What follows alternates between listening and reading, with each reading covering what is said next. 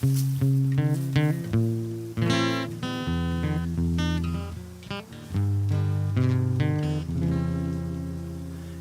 and welcome to Growing Trees from Seed. In the first string of episodes, we'll be looking at acorns to oak trees. And in this episode, we'll be looking at searching for seeds. So we can start off by looking at this beautiful oak tree leaf. And this is the red oak, in Latin term, QUERCUS rubra.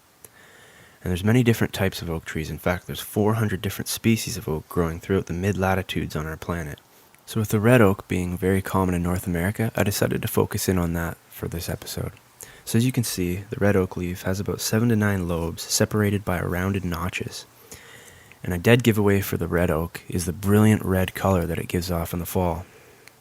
Now oak trees will also produce a fruit known as the acorn.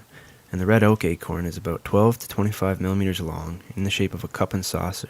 And acorns from the black oak group will generally take 2 growing seasons to develop before falling from the tree and starting its germination process. So this is a red oak seedling we're looking at here. And after the acorn has spent 2 full growing seasons maturing in the tree, it will fall, and if not taken away by a squirrel, grow into this beautiful seedling. And seedlings will fight and compete with other plants, searching out soil nutrients and light, and then take anywhere from 3 to 10 years before it will start producing an annual seed crop. And some trees might even take up to 30 to 40 years before producing any seeds. So when trying to identify oak trees in the field, it's important to start off by looking at the leaves and the bark of the tree, and with the leaves looking for the absence and presence of lobes and teeth, and then get more critical by looking at the acorn and the texture of the twigs. And sometimes it's important to take a picture or a sample, bringing it home and going into in-depth studies to see exactly what species you're looking at. And much satisfaction can be gained in the gathering of seeds from oak trees, knowing that you are playing a very important role in preserving the genetic diversity of these local trees. So let's head back into the forest and I can show you how to start looking for seeds and start growing some trees.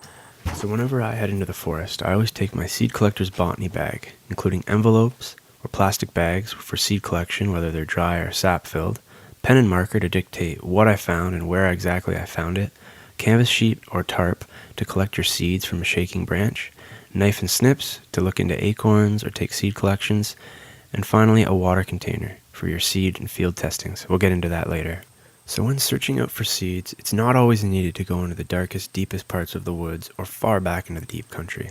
In fact, sometimes the best locations to look for seeds and trees that you're searching for are right in a parking lot or beside a busy road. One of the most important things you can do is keep notes on the locations of species and times you notice these locations fruiting and flowers are present, and use your seed dispersal calendar as well. Another simple seed searching technique is to simply look down. As the seeds fall from the tree, they can be dispersed by squirrels, chipmunks, or jays, but they can often be overlooked.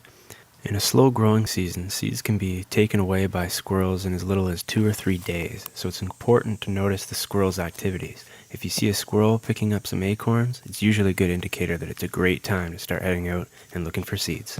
Additionally, you have to be very careful when picking up seeds from the ground, and that's why I always do a water test. If you find a seed from the ground, or even from the tree, throw it in the water, and if it floats, you're usually looking at an off seed, meaning that these acorns, once they're on the ground, are now in the hands of the insects, and mainly the weevil. And weevils are a common insect to look for when searching out acorns. What they'll do is drill a single hole into an acorn and deposit a small egg, and over a 1 to 2 year period that egg will grow into a larvae and slowly eat the inserts and remains of what's left in the inside of the acorn. So just like a typical squirrel would do, we're going to examine the acorn, remove the cap, and what we're doing is looking for any inconsistencies in an acorn, such as cracks, small holes, or an indication that an insect may be present. And if you can't do this and want to be sure, take a peek inside the acorn and just see if you can see anything. What you should be looking for is a nice, perfect seed, but in this case, it looks like we found ourselves a friend.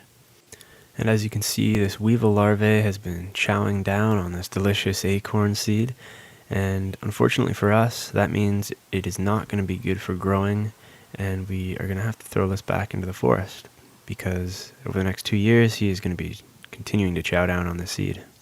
And that's why I would recommend to always take seeds from the tree if possible, remembering to only take what you need. And also, like mentioned before, the best indicator of when to get seeds is when they slowly start to turn color from green to yellow into the brown, or watching these little tricksters, the squirrels, because they've been doing it far longer than we have and know how to find the best acorns, and not only that, but where and when. And as I've been gardening the past few weeks, I've noticed this furry little friend running through my yard, carrying abundance of seeds and acorns back and forth from the early mornings to dusk, and he's been quite busy getting ready for the winter. So I decided to throw on my camera and just check out exactly what he's been working with. And though I've been searching for seeds, working hard over the past 3 weeks, I've never come across the seeds as nice as these, and he's been carrying them by all day, every day. So I decided to hold on to one and just kind of document and show you guys how perfect some of these seeds at the high tops of these trees really are.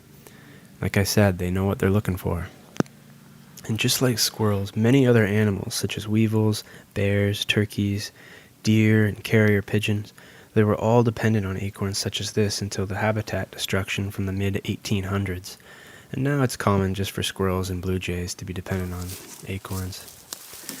So if you're not feeling as adventurous as a squirrel, a simple way to reach up to some of those higher branches is simply by getting a rope, setting up a tarp below it, and throwing over a weighted object tied to the rope to get around the branch. Then by lowering down that object, you can then pull the branch down slightly without damaging anything and pick off a few acorns. And if you're feeling adventurous, feel free to climb up and get as good as picks as some of those squirrels do.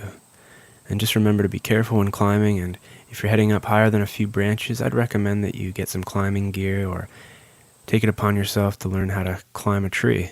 And that's what I did.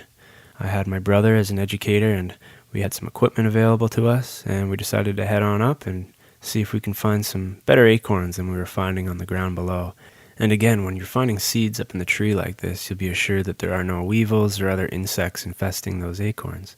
And you'll be able to find an acorn just like this Birch Oak acorn, which unlike the Red Oak can be planted right away. So looking at the Birch Oak, or the QUERCUS MACROCARPA, it is part of the white oak family, and it only takes one growing season to grow an acorn such as this. And as you can see, it's got a funky little hairdo. And as you can see, the cap of this Birch Oak acorn is covering about 3/4 of the acorn itself. And so I've got my trusty water glass here, and I'm going to do a seed soundness test by placing it right in the water and seeing how it floats or sinks. And because of its long hairdo here, I think it's got some bubbles in the top cap, but sure enough, the seed does sink, and that tells us that it is a sound seed, and it can be either saved or planted right away. And in part 2 of Acorns to Oak Trees, we are going to be talking about saving seeds and different ways you can do that, as well as germination and growth. But until then, if you are collecting acorns, make sure that as soon as they're picked or taken from the tree, or if you find them on the ground, make sure to put them in the refrigerator or a cool, dark place until you decide what you're going to do with them. And even though all 5 of these acorns were found in the tree itself, you can see that 2 of them still are floating, and that means that they may not be suitable for saving or growing seedlings. So I'll remove those and be sure to keep those other 3 in the fridge until a later date. So I hope you enjoyed the first episode of Growing Trees from Seed. Stay tuned for part 2 of Acorns to Oak Trees. We'll be looking at germination and how to save your acorns for future use. So thanks again for watching, and please subscribe. Thanks again. See you next time.